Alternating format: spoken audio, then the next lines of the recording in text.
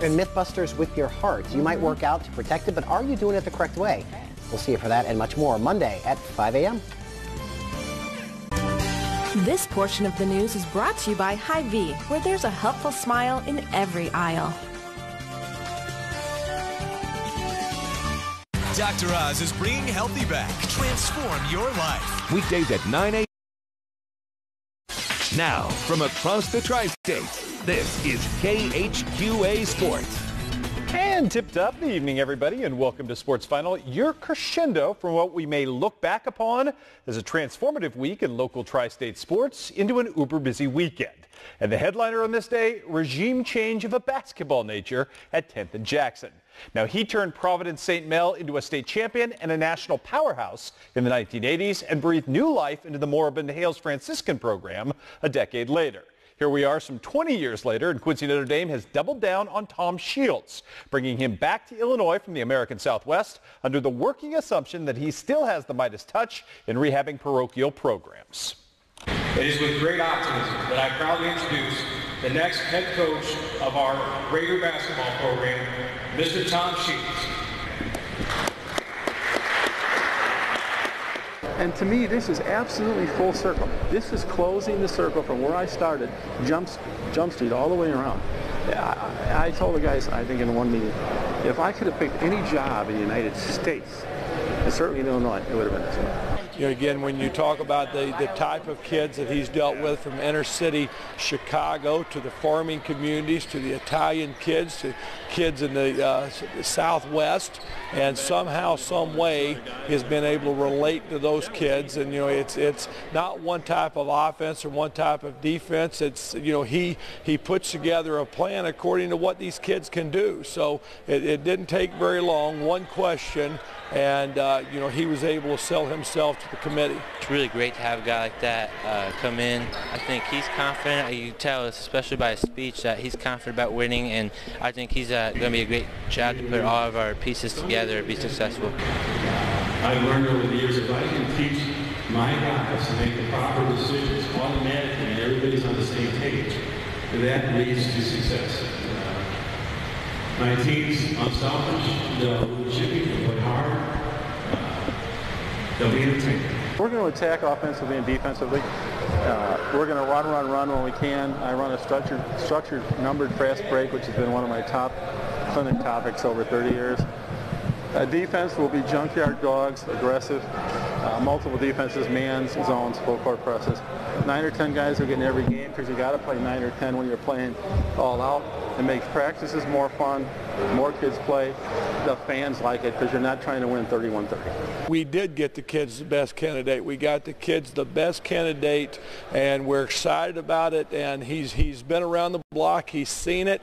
He's done it. He's coached it. He's talked to this person, and there's no doubt in my mind that, you know, the gentleman that we're going to have on our sideline coaching our young people, that we're going to be proud of them. Believe me, the administration here, I talked to everybody I've known since I was born. They really did their due diligence. I mean, there were calls and other calls and background checks. And I don't know a lot about last year, and I don't want to. That was then. This is now. And Tom Shields says he'll be in town in late May to begin his quest to rehab Quincy Notre Dame. It appears as though your newly minted KHQA Basketball Player of the Year has found a college home. The Iowa Barnstormers, the AAU squad out of which Miles Wensine plays for, tweeted out tonight that the Fort Madison All-State Guard has made a pledge to Missouri Western. Wensine averaged nearly 22 points, better than 8 rebounds, 5 assists, and 3 steals per game this past season. Well, in other basketball signing news, Shay OBrien came out of Pittsfield High School as a lights-out scorer.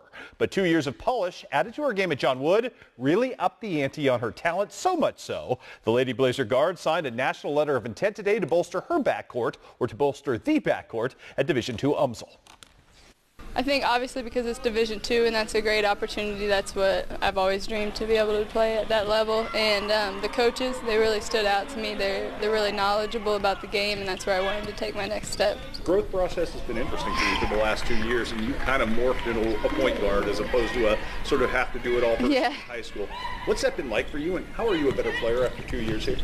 I think it's been a big help to come here and be able to develop my game like I have instead of jumping into a 4-year program. And I have been able to focus on just 1 or 2 positions as the point guard or the 2 guard, and that's what I'm going to be doing at UMSL, so that really sold that school to me. They're definitely looking for someone to come in and make an immediate impact, and that also sold the school. That's the best UMSL shirt of all time right there. Now, Truman State coach Erin Brown has made a killing for her program, recruiting local pitchers over the last few years, with Palmyra's Kendra Hens and Clopton's Kelsey Dorsey delivering huge dividends over the last couple of seasons. The future of that staff looks to now be Knox County All-Stater Lauren Dale, who signed today to continue her mound mastery in Kirksville and reunite with another former Lady Eagle in Devin Goodhouse. Truman State has a really great softball program, and their winning records and their success is a really big thing. And going into a successful program is going to be great coming out of a successful program. And I mean, it's going to take a lot of hard work to try to help to make the success at Truman in the future. But I'm really looking forward to the opportunity. I think it'll be a very good fit for me, and getting to be a freshman with Kendra and Kelsey Dorsey as seniors, I think that it'll be a really good learning experience for me as a freshman, and I'm really looking forward to being under them. I think it's going to help me develop into a better pitcher, and just getting to watch their composure and see how they handle things at the college level. I think it'll be a really good experience, and it'll help me become a better athlete. Coach Brown's awesome. She's really friendly, and Devin, I've played with her before, so I think that having Devin up there will help me settle in a lot better. Not a lot of good news to pass along from the scoreboards today in college action. Baseball, Fort Wayne sweeps Western Illinois 5-2 and 3-2. Culver Stockton swept by Mo Valley 4-3 and 9-7. And Quincy University softball swept by Bellarmine 6-0 and 6-5. John Wood also swept in softball. Game number 1 saw them taking on 9th-ranked IC. Lady Blazers down 3-1 in this ball game.